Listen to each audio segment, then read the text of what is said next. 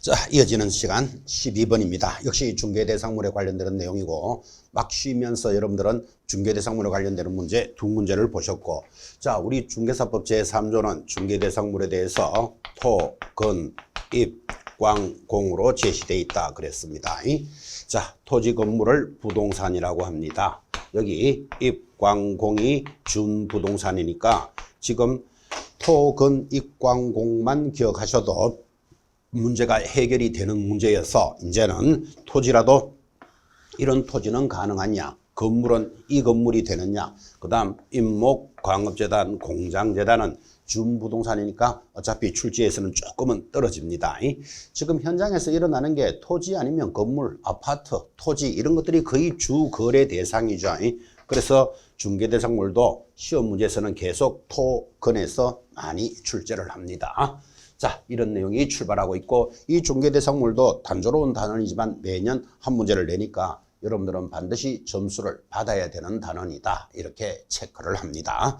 자, 12번 중개업에 관한 내용으로서 옳은 것을 찾으시오. 답이 4번이 될 겁니다. 자, 보수를 받고 오로지 토지만의 중개를 업으로 하는 경우 중개업에 해당한다. 그대로 기억하시고, 자, 이 토지만 이렇게 하숙집만 알선하는 것, 공장만 거래하는 것 당연히 중개업에 해당되죠. 자, 그래서 답이 4번으로 돌았다면 1번 반복 계속성이나 영업성 없이 우연한 기회에, 자, 우연한 기회에 하고 들어오면 중개업에 해당한다. 무조건 X. 중개사무소 등록은 하지 않은 자가 일정한 보수를 받고 중개를 업으로 행한 경우 중개업에 해당하지 않는다. 조심하셔야 됩니다. 이 등록은 중개업의 요소가 아니잖아, 그죠? 등록을 하지 않은 자라도 중개업의 요소에 맞으면 당연히 중개업에 해당합니다. 이런 지문도 중요합니다. X. 3번 일정한 보수를 받고 컨설팅 행위, 아까도 살짝 지나갔던 기출문제죠. 컨설팅 행위 중개업에 해당한다라는 게 판례입니다. 그대로 기억하셔야 돼요. 5번 타인의 의뢰 일정한 보수를 받고 부동산에 대한 저당권 설정, 저당권 들었죠? 설정 행위의 알선을 업으로 하는 경우 그 행위의 알선이 금전 소비대차 알선에 부수하여 이루어졌다면 중개업에 해당하지 않는다 때문에 X. 저당권 설정 중개업에 해당합니다. 좀 전에도 지나갔던 판례, 그 유사 문제들이 계속 중복되고 있습니다. 자, 13번 역시 박스 문제로서 다시 중개대상물로 접어들고, 이 중개대상물에 대한 문제의 폼은 거의 이 형태입니다. 자, 중개대상물에 해당되는 것을 모두 고르시오. 근저당이 설정되어 있는 피담보채권, 피담보채권 이런 거 동산이잖아요. 동산, 채권은 그래서 해당되지 않습니다. 아직 완성되기 전이지만 동호수가 특정되어 분양계약이 체결된 아파트를 뭐라 부른다? 분양권. 요거 이렇게 분양권의 정의죠. 중개대상물이 됩니다. 임목에 따른 법률에 따른 임목, 임목은 법조문입니다. 토, 건, 입, 광, 공 중개대상물에 해당되죠. 점포의 위치에 따른 영업상의 이점 등 무형의 재산적 가치를 우리는 권리금 이렇게 부릅니다. 권리금의 뜻인데 여러분 권리금 니 살래 팔래 이렇게 권리금 자체를 중개할 수는 없죠. 자, 그래서 작년 출제 문제로서 답은 니은, 디귿 이런 문제들이 아주 중요합니다. 그래서 이 중개대상물에 관련되는 문제의 패턴은 나왔던 지문들에서 거의 계속 돕니다, 여러분들. 최근 10년치를 보시더라도 이제 처음 보시는 분은 약간 어색합니까? 계속 같은 문제들이 연결이 되죠. 자, 그래서 옳은 것은 몇 번? 답은 2번, 니은, 디귿 이렇게 갑니다. 14번까지 왔습니다. 자, 14번 역시 중개대상물에 해당되는 것을 모두 고르시오. 자, 1번 토지에서 채굴되지 않은 광물, 그러니까 땅속에 있는 광물, 이거 동산이죠. 이거를 부동산이라 할 수는 없잖아요. 방금 했지만 영업상 노하우 등 무형의 재산적 가치, 이거를 권리금이라고 부른다니까요. 권리금을 중개할 수는 없다. 토지로부터 분리된 수목, 여러분 토지로부터 분리됐다, 벌채했다는 말이죠. 잘라낸 나무 이동하기 쉽죠. 동산입니다. 중개대상물이 될 수 없고. 자, 지목이 뭐예요? 땅의 이름이 양어장인 토지, 당연히 중개대상물이 되지, 그죠? 여러분 양어장을 물이다 이러면 안 돼요. 28지목 땅의 이름 중에 양어장이 들어가 있습니다. 당연히 되죠. 동그라미. 근데 예를 들어서 바닷가에 가보면, 바다에 가보면 가두리 양식장 이런 거 보셨죠? 바다 속에 이렇게 밭같이 그려놓은 거, 진주도 뭐 하고 이렇게 많이 하죠. 아, 진주가 아니고 전복도 키우고 이런 거 많이 보셨죠? 그럼 바닷물에 있는 가두리 양식장은 당연히 토지가 아닙니다. 양어장 토지 중개대상물의 이름입니다. 주택이 철거될 경우 또 나왔네요. 일정한 요건 하에 택지개발지구내 이주자 택지로 공급받을 수 있는 지위를 뭐라고 배우셨죠? 대토권. 그랬잖아. 그죠? 나왔던 지문이 계속 나옵니다.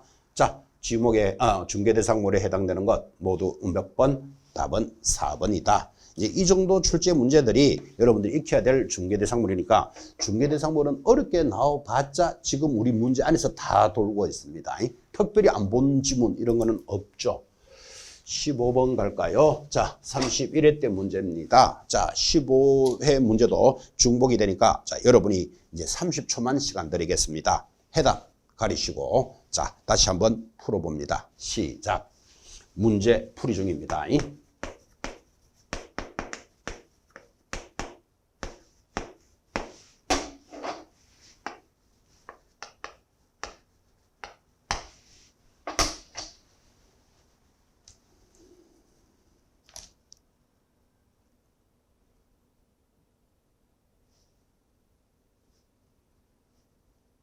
자, 이 정도가 30분이었고 시간도 체크해 드렸습니다.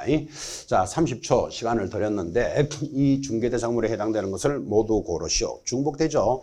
공장재단 중개대상물에 해당됩니다. 토건, 입광, 공에 해당됩니다. 자, 비품 등 유형물이나 거래처 신용 이거를 권리금이라고 불렀잖아요. 안 된다. 가압류된 토지, 가압류됐거나 말았거나 토지는 중개대상물이 됩니다. 미등기 건물 됩니다. 무허가 건물도 중개대상물이 된다 그랬죠? 그대로 익혀 나가시도록 합니다. 자, 중복되는 문제여서 여러분이 한번 직접 풀어도 보셨다. 그죠? 공부를 하신 분들은 다시 한번 새기시면서 이제 돌아갈 시간 별로 없잖아. 그죠?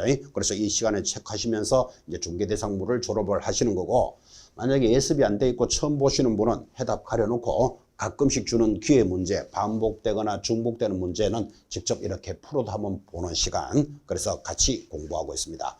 직접 풀어보실 때는 가급적이면 밑에 뭐 자라든지 명함이라든지 뭐 신용카드를 밑에 붙여놓고 문제 보시기 바랍니다.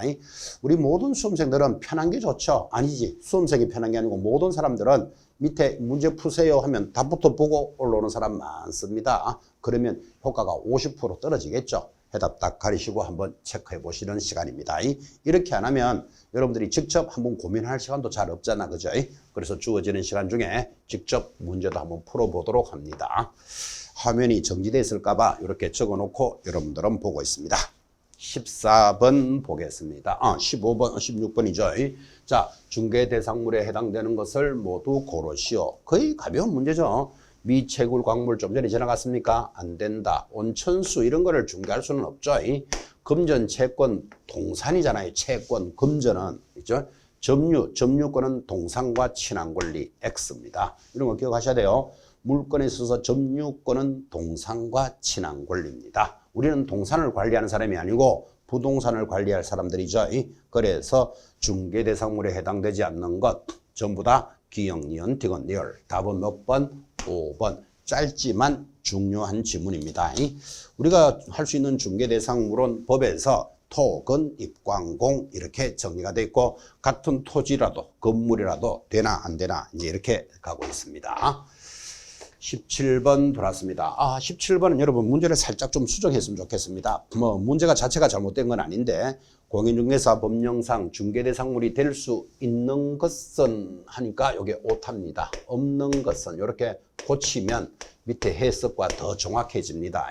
자, 뭐 있는 것을 해도 관계없고 왜 중개대상물이 되나 안 되나 이렇게 가면 되니까 일단 문제를 형식을 갖추기 위해서 없는 것은 이라고 수정 좀 해주시기 바랍니다. 자, 주택이 철거될 경우 일정한 요건하에 대토권 안 된다 그랬죠? X. 분양계약이 체결되어 동호수가 특정된 장차의 건축물. 이게 분양권 중개대상물이 됩니다. 분양권. 자, 그런데 분양권은 되지만 분양 예정자로 선정된 지위인 입주권 들어가면 무조건 X. 임목에 관한 법률에 따라 임목 중개대상물이죠. 토건, 입광공의 입에 해당되고 광업재단 됩니다. 토건입광공 광업재단도 출제가 됐네. 그죠? 자, 그러면 될 수 없는 것은 몇 개? 요거 첫 번째, 세 번째. 그러니까 답은 몇 개? 두 개 정리하시고 밑에 해설도 정확하게 되어 있습니다. 자, 주택이 철거될 경우 교재 보고 있습니다. 일정한 요건 하에서 택지개발지구내 이주자 택지를 공급받을 수 있는 지위인 대토건과 아파트 추첨기일에 신청하여 당첨이 되면 아파트 분양 예정자로 선정될 수 있는 지위인 입주권은 중개대상물이 될 수 없다. 그래서 입주권과 대토권 될 수 없으니까 답은 두 개. 해설도 정확하게 되어 있습니다.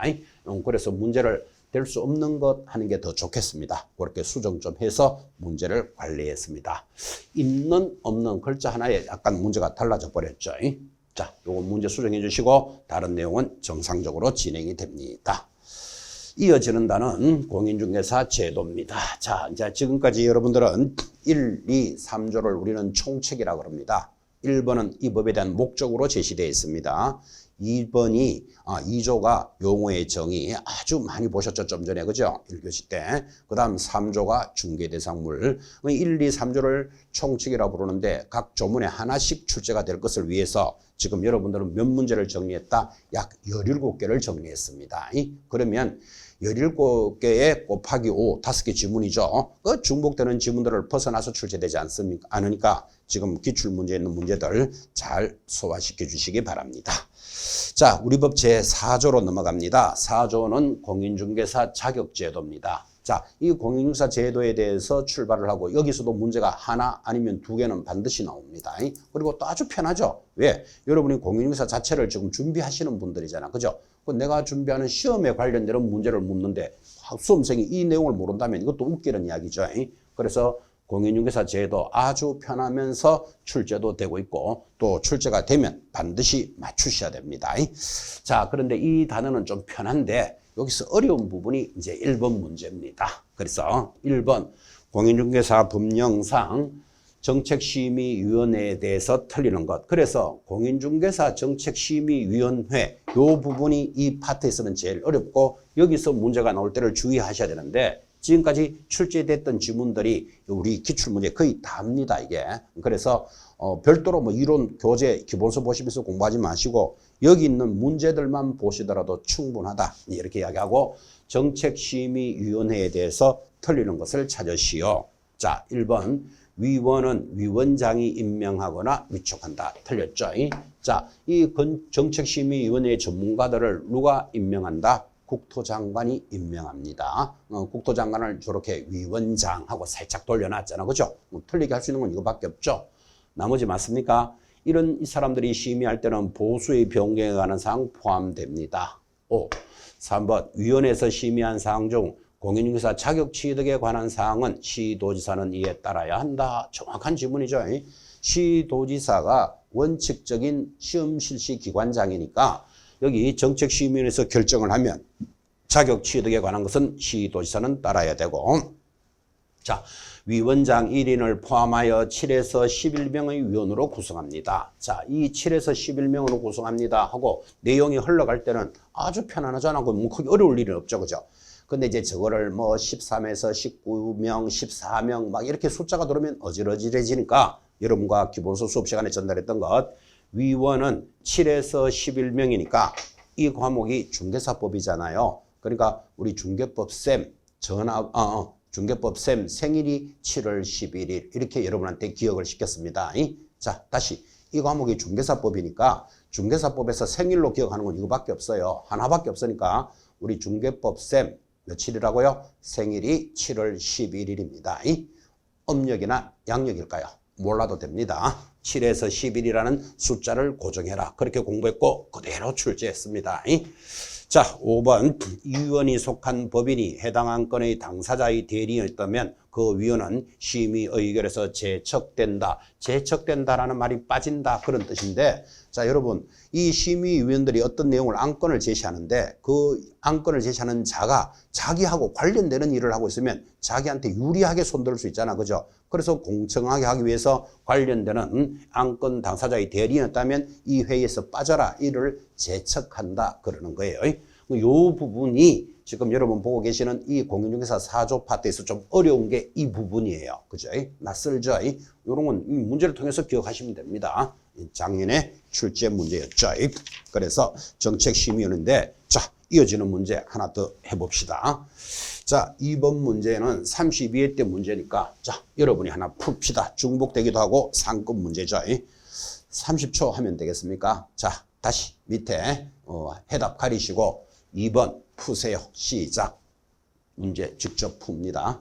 시간도 체크하겠습니다.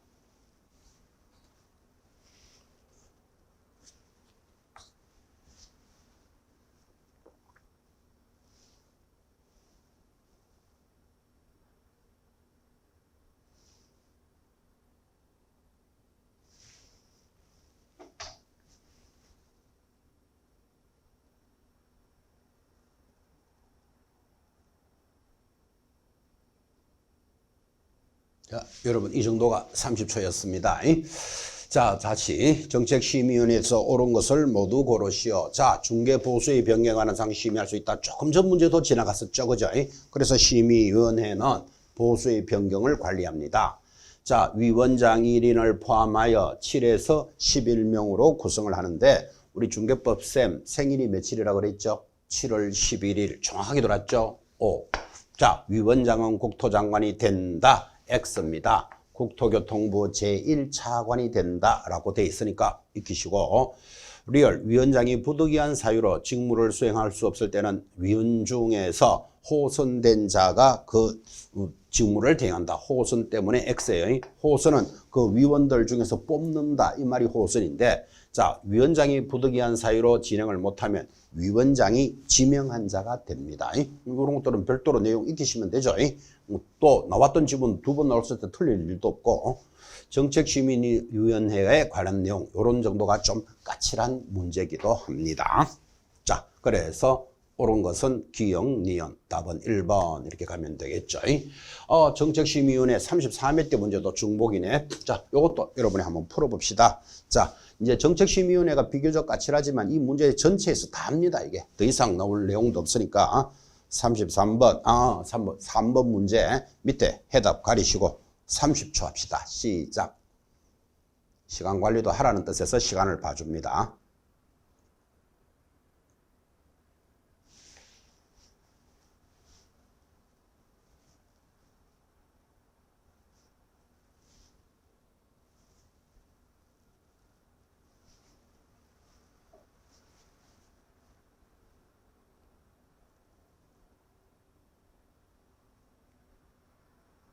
자, 30초 지나갑니다. 정책심의위원회 심의사항입니다. 해당되는 것 전부 다죠. 자, 그래서 여러분 이렇게 전달했습니다. 요 심의사항이 4가지이기 때문에 문제 내기도 좋다. 쓸데없는 거 걸어놓고 아닌 것을 고르시오. 이렇게도 들어올 수 있다. 이렇게 전달했고 이거를 막 앞글자를 따가지고 뭐 예를 들어서 공부, 중손 뭐 이렇게 암기하는 게 아니고 이 단어는 여러분들이 스토리로 기억합니다. 정책심의위원회에서 심의하는 것은 여러분들에게 가장 중요한 걸 심의합니다. 자, 지금 공부하고 계신 여러분 제일 중요한 게 뭡니까? 자격을 취득하는 거잖아요. 그죠? 지금 여러분은 대통령이 어떤 사람이 될까? 이거 별로 중요하지 않습니다. 수험생은 자격을 취득하는 게 제일 중요하잖아요. 자, 자격을 취득해야 중개업을 할 수 있고 중개업을 해야 중개보수를 받습니다. 보수를 받고 일하다가 의뢰인에게 손해를 입히면 손해배상 책임을 지는 것을 이 심의위원회에서 심의하니까 이 4가지는 여러분들이 그냥 암기, 뭐 공부, 중손 이렇게 암기하는 게 아니고 스토리로 기억합니다. 그래서 전달했고 지금 그렇게 그대로 출제되어 있잖아. 지금 그죠? 자, 스토리 이렇게 갑니다. 이 심의위원회는 여러분들에게 제일 중요한 걸 심의합니다. 다시 묻습니다. 지금 공부하고 계신 여러분에게 제일 중요한 건 뭐? 자격을 취득하는 것. 이게 제일 중요하죠. 이 자격 취득 때문에 이 고생길에 접어들었잖아. 그죠? 자, 자격을 취득해야 뭐 할 수 있고 중개업을 할 수 있고 중개업을 해야 중개보수를 받습니다. 보수를 받고 일하다가 손해를 입히면 손해배상 책임. 이것을 여기서 심의하니까 여러분에게 가장 중요한 내용들을 심의한다. 이렇게 스토리로 따라오라 그랬습니다. 그래서 4가지 정리됐고 여기서 이제 살짝 하나 더 붙인다면 앞에 문제 지나갔죠. 이 자격 취득에 관한 사항을 심의하면 시도지사는 반드시 따라야 한다. 이런 것들이 우리 법조문에 딱 붙어 있습니다. 그러면 시도지사는 따라야 한다를 여기 갖다 붙이면 틀리죠. 보수의 변경에 관한 사항 심의하는데 이것은 시도지사가 따라야 한다. 이런 식으로 출제하면 틀립니다.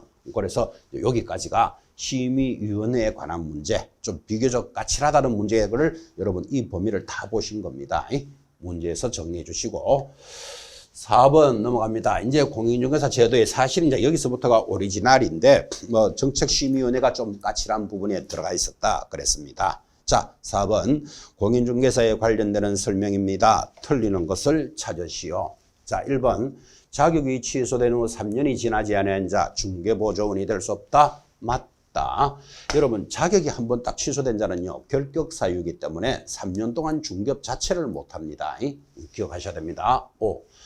2번 공인사는 자기 자격증을 무상으로도 대여하여서는 아니 된다. 당연하지. 돈 받고 빌려주는 것뿐만 아니라 무상 안 받고 빌려주는 것도 무조건 양도대여로서 처벌받습니다. 하여서는 아니 된다. 5. 자격정지를 받은 날로부터 6개월이 지난 공인중개사 법인의 개공사인이 임원이 될 수 있다. 옵니다. 왜? 자격정지는 아무리 길어도 6개월 이하의 정지입니다. 그럼 6개월이 지났다는 말은 어차피 정지기간이 지났다는 말이죠. 정지기간이 지났으면 정상으로 됐다는 이야기잖아. 그죠? 될 수 있다. 5. 다른 사람에게 자기 성명을 사용하여 자기 이름을 다른 사람이 쓴대요. 중개 업무를 하게 하는 경우에는 자격정지 처분 사유에 해당한다. X죠. 이것을 우리는 자격증 양도대여라고 보는 거예요. 자기 이름을 다른 사람이 쓰는 거. 양도대여는 준 사람이나 받은 사람이나 1년 이하의 징역 1,000만 원 벌금이고 반드시 자격은 취소되지 그것을 어떻게 정지를 시키겠습니까? X. 자, 5번 공인중개사 아닌 자 공인중개사라는 유사 명칭을 사용하지는 못한다. 당근이다. 이러죠. 그래서 공인중개사 자격도 없는 자가 명함에 공인중개사라는 유사 명칭을 사용할 수는 없다. 지극히 당연한 지문이고 이렇게 유사한 명칭을 사용하다가 적발되면 1년 이하의 징역 1,000만 원 벌금에 해당되는 사유입니다. 4번 문제도 아주 좋은 문제죠. 반드시 기출되는 지문은 다시 출제되니까 익히셔야 됩니다. 자, 5번 갑니다. 공인중개사 법령상 공인중개사 자격시험에 관해서 옳은 것을 찾으시오. 자, 1번 국토장관이 직접 시험을 시행하는 경우 미리 정책심의위원회 의결을 거치지 않아도 된다. X입니다. 여러분 원칙적인 실시기관이 시도지사죠. 그런데 국토장관이 실시하려고 한다. 그러면 좀 전에 지나갔던 정책심의위원회에서 자격 취득에 관한 사항 심의하라고 그랬죠. 그래서 반드시 의결을 거쳐야 됩니다. X. 공인중개사 자격증 재교부를 신청하는 자 재교부 신청서를 국토장관에게 제출한다. X입니다. 여러분 앞으로 자격증에 관한 것은 모두 누구 소관일까요? 시도지사가 관리합니다. X. 3번 국토장관은 시험의 합격자에게 자격증을 교부해야 된다. 역시 틀린 지문. 자격증은 누구하고만 논다고요? 시도지사 소관입니다.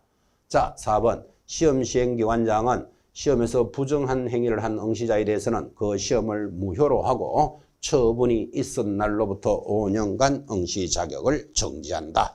지극히 정확하게 돌았습니다. 그래서 시험에서 부정행위자 몇 년? 5년간 응시할 수 없고 그 시험 자체는 무효로 한다는 건 상식이죠. 5. 시험 시행기관장은 시험을 시행하고자 하는 때 시험 시행하는 개략적인 사항을 전년도 12월 31일까지 관보와 일간신문에 12월 30일이 아니고 2월 말까지 제시를 합니다. 그래서 2월 말까지 원래 시험은 언제입니다. 이렇게 제시해 주도록 되어 있으니까 2월 말까지 공고하지 12월 31일 X 정도. 뭐 그 정도의 문제입니다. 이 정도. 자, 자기에 관한 내용은 법 4조는 내용이 단조롭기 때문에 관련되는 것만 짚으셔도 여러분들이 충분한 내용이 됩니다. 6번 가볼까요? 자, 역시 6번 정책심의위원회 소관사항이 아닌 것은 자, 요거 여러분 20초 동안 풉니다. 시작. 중복되는 문제죠.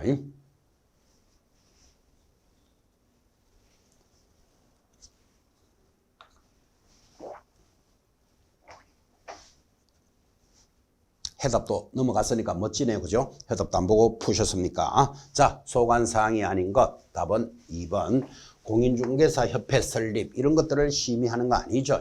심의하는 것은 여러분에게 제일 중요한 것들을 심의한다라고 이야기했고 보수의 변경 또 심의위원회에 대한 기피 신청을 받아들일 것인가에 관한 의결 국토장관이 직접 문제를 출제할 때는 여기 의결을 받으라 그랬죠. 또 부득이한 사정으로 해당 연도 시험을 시행하지 않을 것 이게 전부 자격 취득에 관한 거잖아 그죠? 자격 취득에 관한 것 심의한다 그랬습니다. 그래서 요 28번 문제는 답은 가볍게 돌았습니다. 이 정책심의위원회가 공인중개사협회를 설립하네 안 하네 여기에 관여할 문제가 전혀 아니죠. 답은 2번께 가볍게 딱 찍어내셨고 1, 3, 4, 5가 약간 안 보시던 문제 약간 어색한 문제죠. 더 이상 나올 문제 없으니까 지문으로 익혀주시기 바랍니다. 정책심의위원회 소관사항. 자, 7번 마찬가지 중복됩니다. 정책심의위원회에 관한 것 이제 총괄 문제입니다. 지금까지 쭉 보셨던 거 한번 총괄해서 자 밑에 해답 가리시고 한 40초 동안 풀어봅시다. 시작. 이 부분이 제일 어렵습니다. 정책심의 부분은 까칠하기 때문에.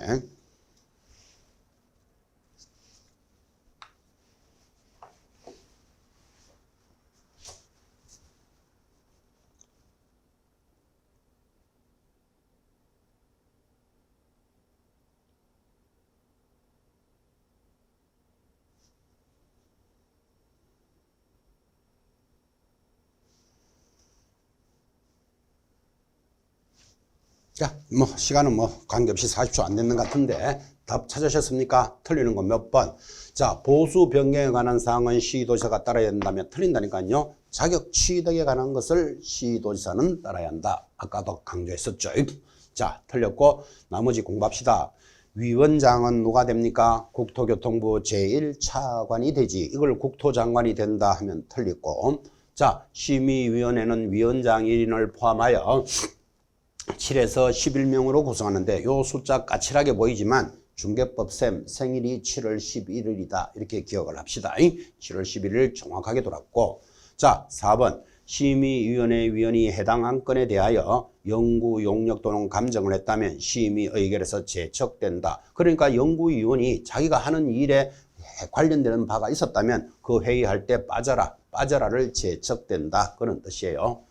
5번 위원장이 부득이한 사유로 직무를 수행할 수 없다면 위원장이 지명한 자가 대행합니다. 정확하게 돌았죠. 5. 요거를 위원들 중에서 뽑아서 합니다. 호선한다 하면 틀렸고 요건 앞에 기출문제에서 돌았고 또 위원장이 업무를 대신할 수 없을 때는 부위원장이 하면 틀려요. 요런 훈련해 놓으셔야 돼요.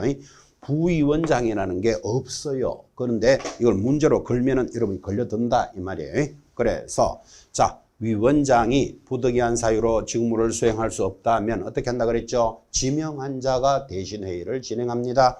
그때 호선한다 X 부위원장이라는 말이 있을 수가 없다 해서 자 틀리는 것은 3번 나머지는 정리가 됐죠.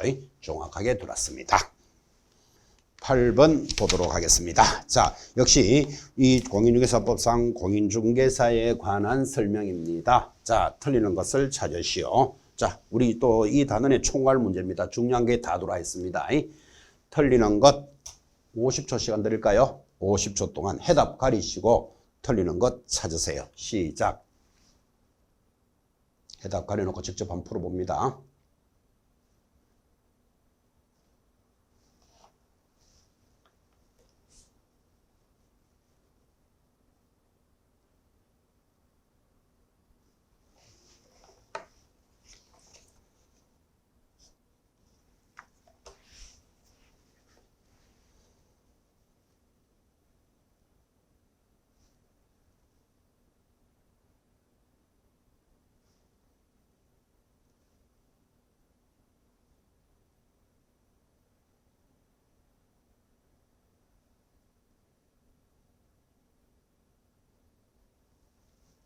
자, 여러분 이 정도가 50초입니다. 여러분한테 주어진 시간이 1분이라 그러잖아. 그죠? 1분이라는 시간도 만만치 않다라는 느낌을 한번 가져보시는 시간.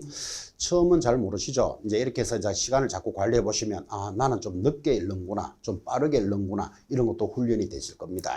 그래서 시간을 체크해 보고 있습니다. 자, 틀리는 건 몇 번? 3번. 돌았습니까? 자격증 교부 시도지사와 사무소를 관할하는 시도지사가 다르다면 자격증 교부 시도지사가 자격 취소에 필요한 절차를 모두 이행하고 사무소 소재지를 관할하는 시도지사에게 통보한다. 무조건 X입니다. 자, 앞으로 여러분들은 자격 취소나 자격 정지 이런 것들은 전부 교부 한 사람이 합니다. 사무소를 관할하는 시도지사가 아니라고요. 요 정반대로 적어놨다고 지금. 그래서 이렇게 되죠.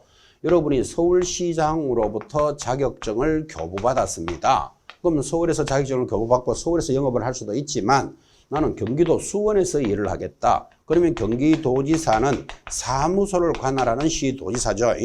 자, 이 사람은 자격증은 서울에서 받았지만 일은 어디서 하고 있다? 경기도에서 한다니까요. 자, 그럼 위반을 하더라도 경기도에서 하겠지. 일을 여기서 하니까. 그러면 이 사무소를 관할하는 시도지사가 필요한 절차를 이행하고 교부한 사람에게 연락해서 교부한 사람이 정지나 취소를 시킵니다. 그래서 어디서 일하더라도 자격 취소나 자격 정지는 누가 한다? 교부한 시도지사입니다. 이거를 자꾸 반대로 돌리잖아 지금. 그죠? 틀리게 낼 때는 이렇게 내는 방법밖에 없어요. 그래서 3번 틀리는 거 잘 의식해 보시기 바랍니다. 다시 한번 볼까요?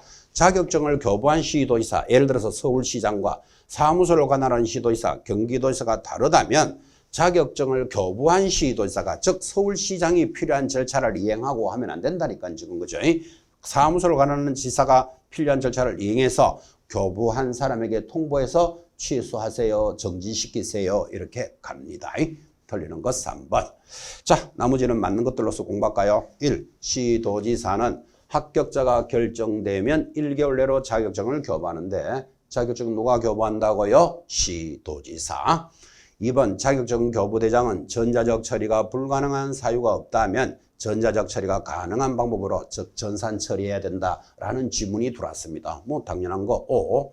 4번 시도지사가 자격 취소 처분을 했다면 5일 내로 국토장관에게 보고하고 다른 시도지사에게 통지합니다. 이것도 독특한 지문.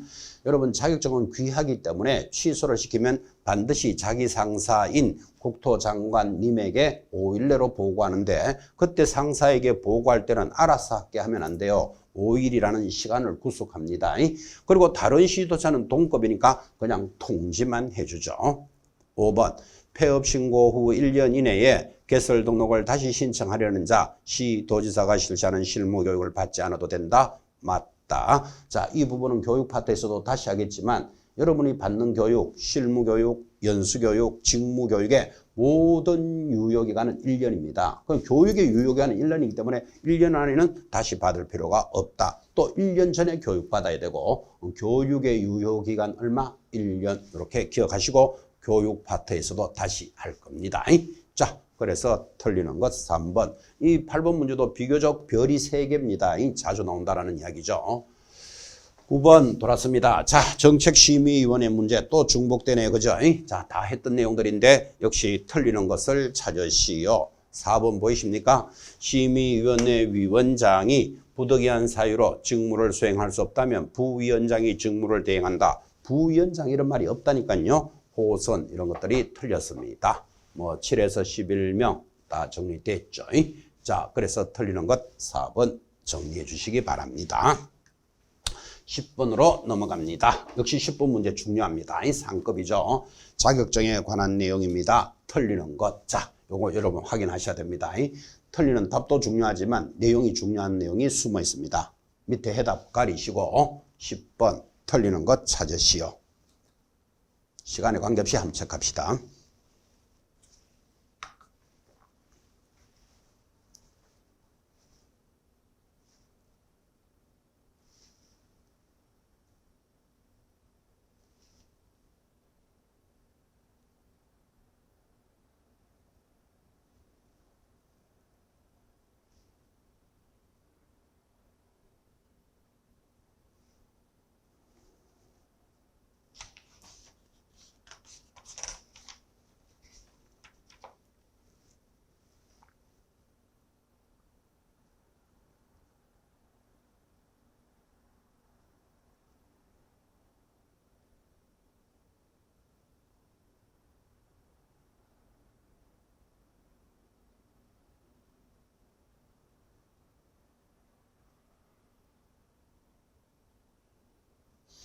자, 중요 문제였습니다. 10번 틀리는 것을 찾으시오. 답이 몇 번일까요?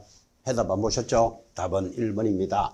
이 지문은 앞에서 지나갔기 때문에 여러분 체크하셨는데 합격자 공고일로부터 얼마 내로? 1개월 내로 자격증을 교부하죠. 자, 그래서 틀린 것 1번. 자, 나머지 지문이 중요합니다. 자격증 재교부를 신청하는 자, 자격증을 교부한 시도. 그래서 재교부를 하든 잊어버렸던 모두 자격증에 관한 것은 교부한 시도지사에게 합니다. 여러분이 서울에서 자격증을 따고 예를 들어서 제주도에서 영을 받아가 분실하더라도 제주도지사에게 신청하지 않습니다. 전부 교부한 시도지사. 3번 자격증 재교부를 신청하는 자 당연히 지자체 수수료를 납부하고 4번 공인중개사는 유상, 무상을 불문하고 자격증을 양도할 수는 없다. 당연하죠. 돈 받고 빌려주거나 안 받고 빌려주는 무조건 금지합니다. 공인중개사 아닌 자, 공인중개사라는 명칭을 사용하면 얼마? 1년 징역 1,000만 원 벌금. 아주 시험에 잘 나옵니다. 이거. 그래서 공인중개사 아닌 자가 공인중개사인 것처럼 유사 명칭 위반은 징역이 1년 징역 1,000만 원 벌금. 단조롭지만 굉장히 시험에 잘 나오는 단원이었습니다. 여러분 직접 한번 풀어도 보셨고. 자, 11번 갑시다. 역시 자격증, 사무소 등록증에 관한 내용입니다. 틀리는 것을 찾으시오. 같이 갈까요? 자격증 대여 행위는 유상, 무상을 불문하고 허용되지 않는다. 정확하게 들었죠? 5.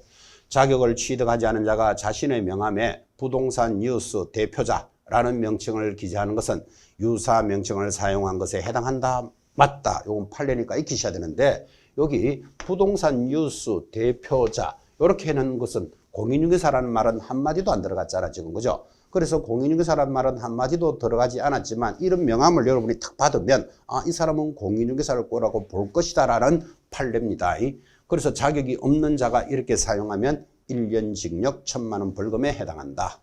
3번 공인중개사가 자기 명의로 등록을 마친 후 무자격자에게 사무소 경영에 관여하게 하고 이익을 분배하였더라도 그 무자격자에게 중개 행위를 한 것이 아니라면 등록증 대여로 보지는 않는다. 맞다. 그죠? 현장에 나가면 자격증 있는 자와 자격증 없는 자가 자금을 대고 동업하는 경우 많습니다. 그러면 자격 있는 자가 주된 중개 행위를 하면 되는 거죠. 그죠? 그래서 등록증 대여에 해당하지 않는다. 5. 4번 개공사가 등록증을 타인에게 대여하면 자격의 취소 사유가 해당된다. 조심하셔야 되죠. 여러분 뭐를 등록증을 대여했는데 왜 자격증이 취소가 됩니까? 그래서 등록증을 대여하면 등록이 취소됩니다. 조심하셔야 됩니다.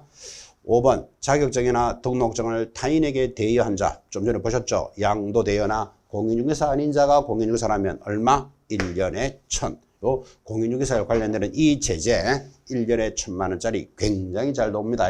공인중개사 아닌 자가 공인중개사 또는 자격증을 양도 대여하거나 공인중개사와 비슷한 명칭, 유사 명칭 사용하면 무조건 1년에 1,000 기억하셔야 됩니다. 그래서 틀리는 건 몇 번? 틀리는 것 4번. 등록증을 타인에게 양도하면 등록이 취소됩니다. 당연히 자격증을 양도대하면 자격증이 취소되겠죠. 자, 12번 넘어갑니다. 자, 12번 역시 틀리는 것을 찾으시오. 1번 자격증 및 등록증 교부는 국토교통부령이 정하는 바에 따른다. 5예요. 여러분 정에 관련되는 것, 정에 관련되는 것은 국토장관이 관리합니다. 정하는 바에 따른다. 5. 2번 등록증은 중개사무소를 두려는 지역을 관할하는 시장, 군수, 구청장이 교부한다. 그래서 우리는 이것을 뭐라고 부른다? 등록관청이라고 하죠. 5. 3번 자격증과 등록증을 잊어버리거나 못 쓰게 되면 시도지사 X다. 그죠? 자격증은 시도지사지만 등록증은 방금 보셨죠? 등록관청이니까 틀린 지문. 4번 등록증을 교부한 관청은 그 사실을 협회에 통보해 줍니다. 그래서 어떤 자가 등록이 신청이 들어오면 그 자를 등록증을 교부했습니다라고 협회에 통보해야 협회가 그 사람을 관리할 수 있겠죠. 그래서 협회 다음 달 10일까지 통보사항입니다. 5번 자격증 재교부를 신청하는 자 지자체 조례가 정하는 바에 따라 수수료를 납부한다. 앞에 문제에서도 중복되게 지나갔죠. 계속 출제했던 지문이 출제됩니다. 자, 틀리는 건 몇 번? 3번. 왜 틀린지 아시겠죠? 자격증을 잊어버리면 시도지사가, 등록증을 재교부할 때는 등록관청은 어디라 그랬죠? 사무소가 있는 시장, 군수, 구청장이 등록관청입니다. 자, 13번 한 문제 더 풀고 쉬겠습니다. 13번 이제 공인중개사 파트의 마무리 문제니까 자, 기념으로 여러분들이 50초 동안 풉니다. 50초라고 시간을 많이 주는 이유가 있습니다. 해답 가리시고 시작.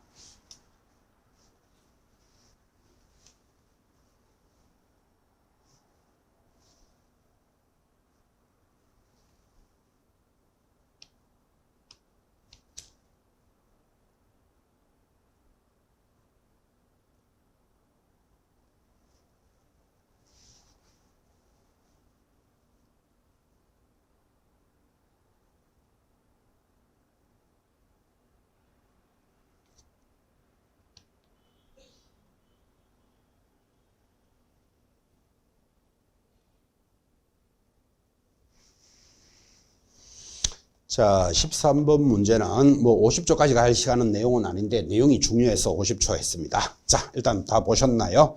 사물인 경우는 답이 2번이죠.